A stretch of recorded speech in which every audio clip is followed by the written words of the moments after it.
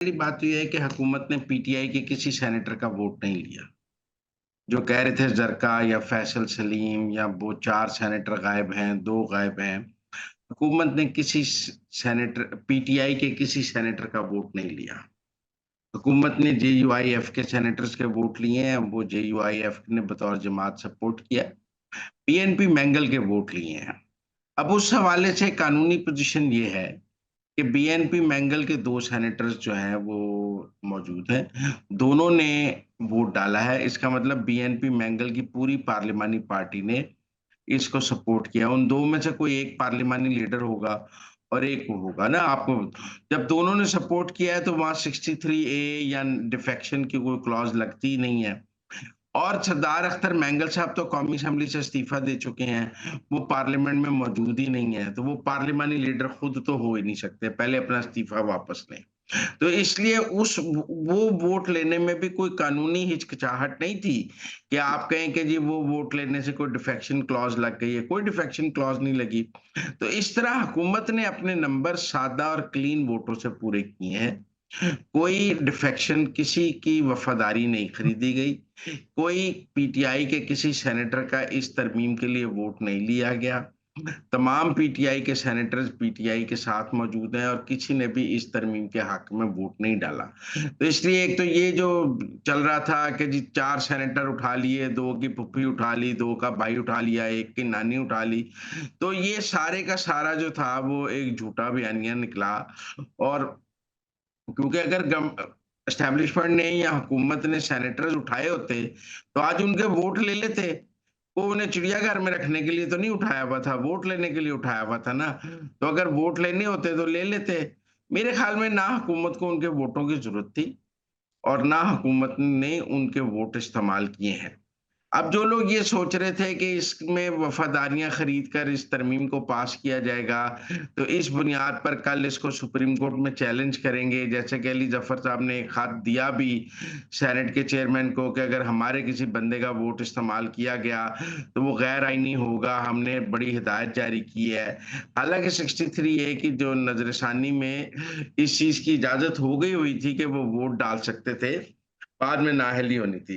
लेकिन जब वोट ही नहीं डाला तो नाअहली की भी कोई बात नहीं है। और कल कोई अब सुप्रीम कोर्ट में क्या कैसे कहेंगे कि जी अब वफ़ादारियाँ खरीदी गई हैं। जब किसी कोई डिफेक्शन क्लॉज़ किसी ने वोट डाला ही नहीं है, तो डिफेक्शन क्लॉज़ कैसे लगेगी और वफ़ादारी खरीदी कैसे गई जब लोगों ने वोट ही नहीं डाला।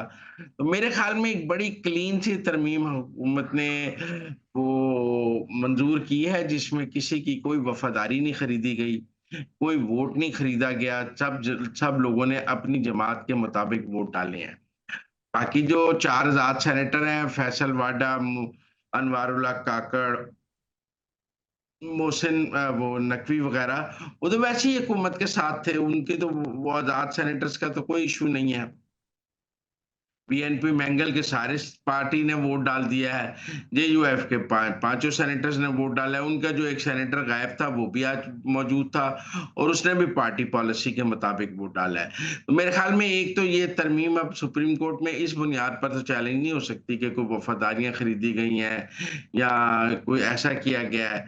ये एक सादा सी तरमीम पास हुई है। अब इसके नतीजे में पाकिस्तान का सियासी मंजरनामा क्या होगा? पहली बात तो ये है कि मेरे ख्याल में मंसूर अली शाह की छुट्टी हो गई, इस तरमीम के नतीजे में। मंसूर अली शाह जो हैं वो अब चीफ जस्टिस नहीं बनेंगे। मुझे लगता है या अफरीदी चीफ जस्टिस बनेंगे। और मुझे ये भी लगता है कि जो जुडिशियल एक्टिविज़्म था, उसका भी काफ़ी हद तक इख्तिताम हो गया है। अब जो अदालतों की बदमाशी थी और जो अदालतें पार्लिमान के ऊपर भी चढ़ी हुई थीं और सियासत पर भी चढ़ी हुई थीं और जो अदालतें जज ये समझते थे कि वो पाकिस्तान का पॉलिटिकल स्क्रिप्ट लिखेंगे, उसका खात्मा हो गया है। और मुझे अब ये भी लगता है कि जो इलेक्शन कमीशन है, वो मखसूस नशिस्तों का फैसला भी अब हुक्मरान इत्तेहाद के हक में कर देगा और वो भी अब कल या परसों नोटिफ़ाई कर देगा मखसूस नशिस्तें हुक्मरान इत्तेहाद के हक में, जिसके बाद हुक्मरान इत्तेहाद की जो अक्सरियत है वो बहुत बढ़ जाएगी। लिहाज़ा ये तरमीम जो है, इसने अगले 4 साल का रोड मैप क्लियर कर दिया है। अब क्या ये आखिरी तरमीम है जो हुई है? मुझे ऐसा नहीं लगता है। मुझे लगता है कि हुकूमत ने ये तरमीम कराने का एक सिलसिला शुरू किया है। अब वो सुप्रीम कोर्ट के चीफ जस्टिस को नया लगा लेंगे, आईनी बेंच बना लेंगे, उसके बाद और तरमीम सामने आएँगी अगले 15 से 20 दिन के बाद। और यूँ तरमीम का एक सिलसिला एक और हम देखेंगे, जिसमें जो गवर्नमेंट का बाकी एजेंडा है वो पूरा होगा। क्योंकि जे हो सकता है जेयूआईएफ उन तरमीम में साथ ना दे और ये 5 सेनेटर ना हों, और उस स्टेज पे फिर देखा जाएगा कि और 5 सेनेटर्स कौन आते हैं, जो इन तरमीम के हक में वोट डालते हैं। लेकिन इसके बाद हुकूमत बहुत मजबूत हो गई है, और जो लोग कह रहे थे कि जी जेल से बैठ के कैदी नंबर 804 पूरी सियासत चला रहा है, कैदी नंबर 804 को भी शिकस्त हो गई है, अडयाला जेल को भी शिकस्त हो गई है, और सुप्रीम कोर्ट में बैठे जो ईमानदार जज थे, उनको भी शिकस्त हो गई है।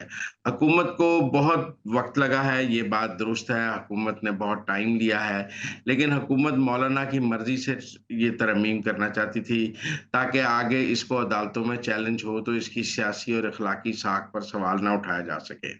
अब इस तरमीम की सियासी और अखलाकी साख पर सवाल नहीं उठाया जा सकेगा, क्योंकि किसी टर्न कोर्ट का तो कोई वोट लिया ही नहीं गया। तो आप क्या कहेंगे कि जी उन्होंने बड़ी धांस-धांधली करके वोट लिया, पूछेंगे किसका लिया? किसी का भी नहीं लिया। सारे किसी पीटीआई वाले का वोट लिया? नहीं लिया। किसी क्या सुन्नी ताअत कौंसिल का वोट लिया? नहीं लिया। और तरीके नफाज शरीयत महमदी का वोट लिया? नहीं लिया।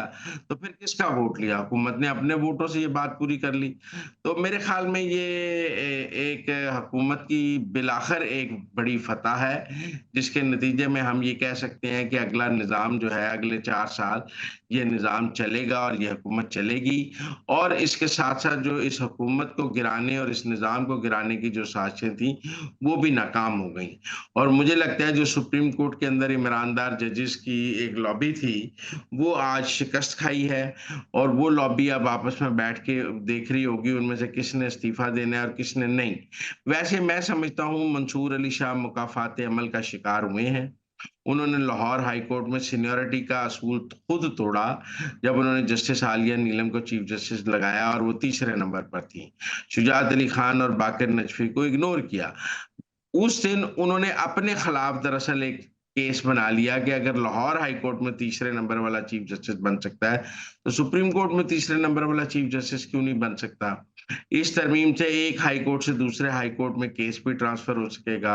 इस तरमीम में जजों को नाक़िस कारकर्दगी पर भी निकाला जा सकेगा। इस तरमीम के नतीजे में आईनी bench chief justice supreme court के इख्तियार में नहीं रहे, वो भी एक ऑटोनॉमी बन गई है। तो इस तरमीम के नतीजे में आप अगर समझें तो हुकूमत का सारा एजेंडा पूरा हो गया है।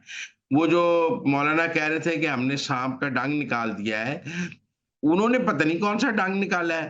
पूरा सुप्रीम कोर्ट ज़हर दे के मार दिया गया आज इस तरमीम के नतीजे में, और मौलाना ने कुछ इन जजेस को मारने में हुकूमत का साथ दिया है।